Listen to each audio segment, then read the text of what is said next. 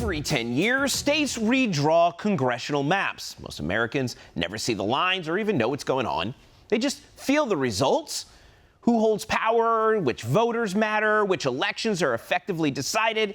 It all happens before a single ballot is cast, depending on how they draw those lines. Redistricting is not a technical process, it's a power struggle, and it shapes representation one decade at a time. Yesterday, the Supreme Court cleared the way for California to use new congressional maps that state analysts say favor Democrats heading into the midterms.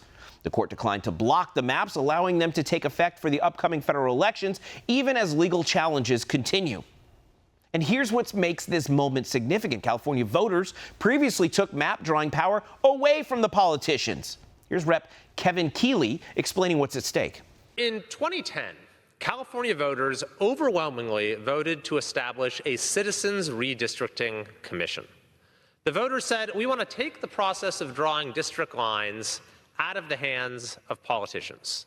They said that voters should choose their politicians. Politicians shouldn't choose their voters.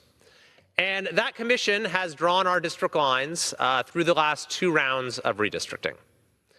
And yet now, the governor of California has announced a plan to abolish the Citizens Redistricting Commission and to seize its powers for himself. Now, 3 of my favorite justices, Clarence Thomas, Samuel Alito, and Neil Gorsuch, indicated they would have blocked the maps. The majority didn't agree. By allowing the maps to move forward, the court signaled that states may continue redistricting even while lawsuits are still unresolved. The request before the court was very narrow. Pause the maps while the legal challenges play out. The court said no. The practical effect is simple. The maps stand, and the elections move forward under those new lines. Governor Gavin Newsom has already framed the ruling as a green light, not just for California, but for Democrat-led states across the country. And other states are watching and taking notes. This is the consequence of political control over map-making. Competitive districts disappear, safe seats multiply, and voters lose meaningful choice and representation. And it's not just about fairness, it's about power, who holds it, and how long they get to keep it. Joining me now is former Navy SEAL and Virginia Congressman John McGuire. Thank you so much for being here. This is such a vital moment that a lot of people are not paying attention to. We can call it inside baseball, but leading up to 2026, when the majority is so narrow in the House, these decisions can affect the outcome of the election, right? Oh, big time. And, you're right. It's about power and control. What I tell people in my district, Virginia's 5th district, is this seat belongs to you, not me, we the people. And I got to tell you, it's all about hypocrisy. Just like Rep. Kevin Keeley talked about California, they created a nonpartisan redistricting commission, and I think he said 2014, I can't remember the date. Well, we created a nonpartisan redistricting commission in 2020, and it was a referendum that passed. Almost 68% of all Virginians voted that Virginians believe that the voters should decide who represents them, not partisan politicians. Of course, hypocrisy. Now that the Democrats have power, they change their mind. They don't want the redistricting commission. They want to make the decision. They want to choose who represents you instead of you. But every state is different. Every state has different laws. And we're working really hard to make sure we block or stop that in Virginia. Yeah, and look, this fight did start in Texas. They were redrawing their lines in order to provide more equitable representation. But the thing is, in Texas, for example, and a lot of people don't pay close attention to it, but the lines are drawn fairly because they noticed that in Texas, the lines were kind of gerrymandered to have certain representation, but it wasn't consistent with the population. So they redrew that leading into this election. Well, California said, well, if they're going to do it, we're going to do it. But instead of ungerrymandering the districts, they used purely racial lines, which is why a lot of people thought the Supreme Court wouldn't allow California's redistricting to stand. But here we are. Now, look, we've seen Indiana, a lot of pressure on Indiana to redistrict. Florida's looking at redistricting.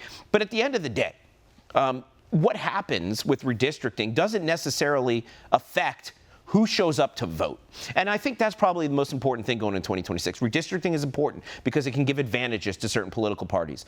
But what we've seen in these special elections in Virginia, for example, you just had one. We had one in New York. We had one in New Jersey. And then we saw what happened in this Texas seat flip just the other day, is that it seems that voter turnout is somewhat depressed. And so I think going to 2026, in addition to where these congressional lines are drawn, it's also messaging. So what are you doing in Virginia to make sure that we're telling the good news of President Trump's first term, to keep the distraction of these division politics that the left is trying to really raise an issue of, and actually show how the big, beautiful bill, for example, is making Americans' lives better. The economy is improving, and it's all because of the Republicans' hard work in Washington. The SAVE Act being another example of what Republicans are doing in Washington. How are you taking that message to the people? Well, first of all, on the redistricting side of Virginia, we're pointing out the hypocrisy because, like I said, the Democrats say one thing and do another. For example, Democrat Governor Abigail Spanberger ran as a moderate, and now her and her administration are proposing 50 new tax increases. How is that affordability? That's the opposite.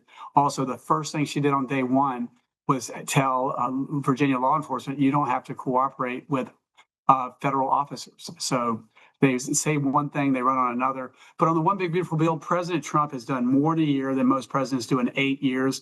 A lot of people don't know the work and family tax cut, or the one big beautiful bill.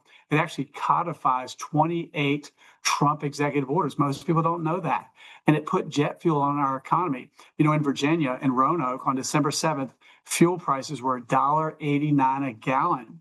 And you talk about cost of living and affordability, that's the lowest it's been in 5 years. President Trump and his administration and this Republican conference, we've actually negotiated and brought almost $20 trillion in investments back into our country. And in my district, almost $20 billion, 7,000 high-paying jobs. No tax on tips, no tax on overtime. It's affordability, and it helps people achieve the American dream. And I think the American dream for Democrat, Republican, and Independent is we all want to live, work, and raise our family in peace. You might know that murder rates are at a 125-year low, and that's not by luck. That's by a lot of hard work and good policies coming out of this administration. And so I hope that voters see that, and I hope we win big in the midterms. Yeah, I agree, because all of that good news that you just told, watch how quickly the Democrats will try to strip that back away. And so, Congressman, thank you so much for all the hard work you're doing, and we'll talk to you again soon as we get closer to the midterms. Thanks for having me, David. An LA eviction attorney masterfully trolled Billie Eilish over her stolen land virtual signal at the Grammys. He's joining us next, so stick around.